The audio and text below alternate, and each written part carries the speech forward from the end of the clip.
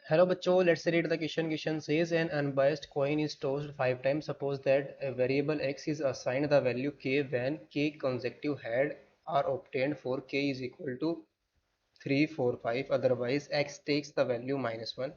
Then the expected value of x is, first option is 3 by 16, second option is -3 by 16, third option is 1 by 8 and fourth option is -1 by 8. तो इस question के अंदर हमें find out करना है expected value of x को find out करना है। तो की concept of this question is, की कॉन्सेप्ट में हम यूज करेंगे,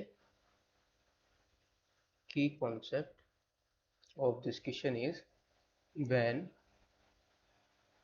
when A coin when a coin is tossed when a coin is tossed then number of outcome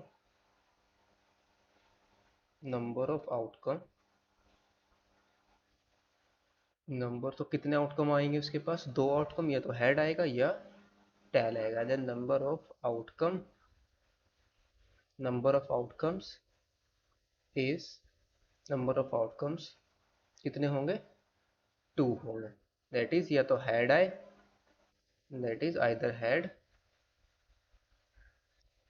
that is या तो क्या आएगा, आइदर हेड आए और टेल आए। And the second is expected value of x क्या होती है? ई एक्स, और ये किसकी इक्वल होती है? Summation X into summation X into, ये आ जाएगी E expected value of X is equal to summation X into P K, और के क्या है? नंबर ऑफ हेड्स, यानी कि जब हम कॉइन को टॉस करें तो उसके बाद नंबर ऑफ हेड्स कितने आएंगे, दैट इज द पीके। हम यहाँ पर, और पीके क्या है? Probability of the number of head occurring, यानी कि कॉइन पर, कॉइन को टॉस करने पर जो हेड अकर होंगे, नंबर ऑफ हेड्स, उनकी प्रोबेबिलिटी है पीके। और एक्स क्या है? एक्स असाइन करता है वैल्यू के if x assign the value k when k consecutive heads are obtained for k is equal to 3, 4, 5। अगर k की वैल्यू, यानी कि k अगर 3, 4 या 5 हेड होते हैं तो x की वैल्यू भी कितनी होगी? 3, 4, 5। अदरवाइज x की वैल्यू हमेशा कितनी मिलेगी? -1। नाउ देन नाउ नाउ अगर हम कॉइन को 5 बार टॉस करें, यहाँ पर कितनी बार किया गया? 5 times. Now if a coin is tossed if a coin is tossed 5 times, then then जो टोटल आउटकम्स होंगे, टोटल आउटकम्स, हमने क्या किया? कॉइन को 5 बार टॉस किया तो टोटल आउटकम्स हमारे पास कितने आ जाएंगे? एक बार टॉस करने पर टोटल आउटकम हमारे पास कितने हैं? 2 है। तो 5 बार टॉस करेंगे तो 2 इंटू 2 इंटू 2 इंटू 2, तो टोटल कितने आ जाएंगे? 2 to the power 5, that is 32। तो टोटल आउटकम हमारे पास कितने हुए? 32 हुए। नाउ अगर हमारे पास किसी पर भी, यानी कि अगर इफ के इज इक्वल टू 0, अगर मेरे पास k is equal to 0, that is no head appear, no head appears, no head appear, यानी कि कोई भी हेड ना है, तो इसकी प्रोबेबिलिटी होगी then probability of k।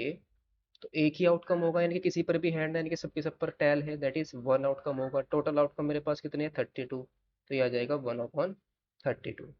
And the second is k is equal to क्या हो? 1, यानी कि 1 टाइम हेड आए, तो ऐसे कितने आउटकम होंगे? Then that is 1 head appear, यानी कि नंबर ऑफ हेड्स, यानी कि क्या होगा? 1 हेड,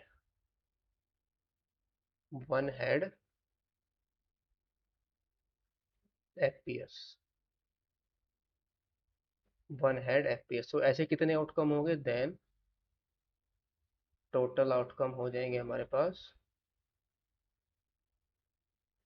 टोटल आउटकम्स जिनके पास क्या हो, एक ही हेड हो, आउटकम्स ये कितने होंगे, 12 होंगे।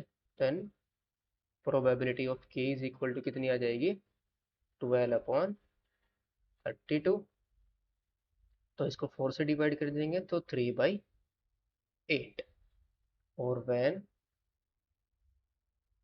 के इक्वल टू 2, यानी कि 2 head appears, 2 head appears, then इसके पास टोटल आउटकम कितने होंगे, देन टोटल आउटकम्स ये हो जाएंगे हमारे पास 11 आउटकम। तो प्रोबेबिलिटी ऑफ के इज इक्वल टू 2, यानी कि जब दो हेड आते हैं तो उसकी प्रोबेबिलिटी कितनी हो जाएगी, 11/32। और वैन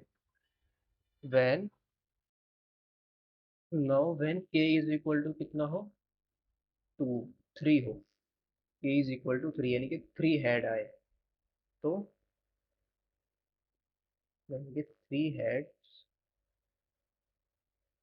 appear, तो इसकी प्रोबेबिलिटी कितनी होगी, यानी कि टोटल आउटकम यहाँ पर कितने होंगे जब 3 बार हेड आएंगे, then total outcome, total outcomes कितने होंगे, ये हो जाएंगे 5।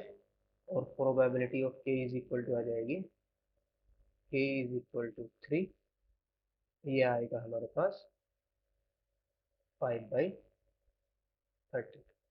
और वैन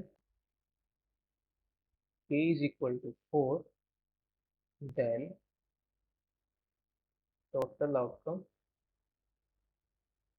यानी कि जिन पर 4 बार हेड आएगा वो कितने होंगे, 2 होंगे। एंड प्रोबेबिलिटी ऑफ के is equal to 4 is equal to हो जाएगी मेरे पास 2/32। और वैन के की वैल्यू कितनी हो, 5 हो, यानी कि 5 टाइम्स हेड आए, देन तो ओनली वन केस होगा, यानी कि जिन पर हर चार पाँचों के पाँचों पर हेड होगा। Then probability of then probability of के इज इक्वल टू 5, ये कितनी हो जाएगी मेरे पास, 5/32। Now the expected value of X, that is E X, जो एक्सपेक्टेड वैल्यू होगी ई एक्स, ये इज इक्वल टू क्या आ जाएगी, sigma x into P K, और ये आ जाएगा -1 इंटू प्रोबेबिलिटी ऑफ जब के इज इक्वल टू 1 हो, और प्लस -1 इंटू प्रोबेबिलिटी ऑफ के इज इक्वल टू जब 2 बार हेड आए, प्लस माइनस, और जब 3 आएगा जब के की वैल्यू क्या हो, तो ये तो हो गया जब किसी पर भी हेड ना आए, तो ये आ जाएगा के इज इक्वल टू 0, के इज इक्वल टू 0 जब किसी पर भी हेड ना हो, के इज इक्वल टू 0 एंड के इज इक्वल टू 1 जब एक पर हेड आए, के इज इक्वल टू 1, और -1 probability of K equal to 2 and plus 3 into probability of K equal to 3 plus 4 into probability of के is equal to 4 plus 5 into probability of के is equal to 5। तो ये कितना जाएगा, -1/32, और ये आ जाएगा -12/32, और ये आ जाएगा -11/32, और ये आ जाएगा +15/32, और +8/32, और +5/32। जब के इज इक्वल टू 5 होगा, यानी कि जब पांचों पर हेड आएगा तो ओनली एक ही केस पॉसिबल होगा, तो पी आ जाएगा 1/32। तो आ जाएगा टोटल 5/32, इन सबको ऐड करेंगे तो कितना आ जाएगा ये 28 माइनस 24 अपॉन 32, और ये आ गया 4/32। 4 से डिवाइड करेंगे तो कितना आ जाएगा, 1/8। तो एक्सपेक्टेड वैल्यू कितनी आई एक्स की, 1/8। तो ऑप्शन हमारा कौन सा करेक्ट हो जाएगा, option number 3 is the correct option. Hope you understood it well, best of luck, thank you.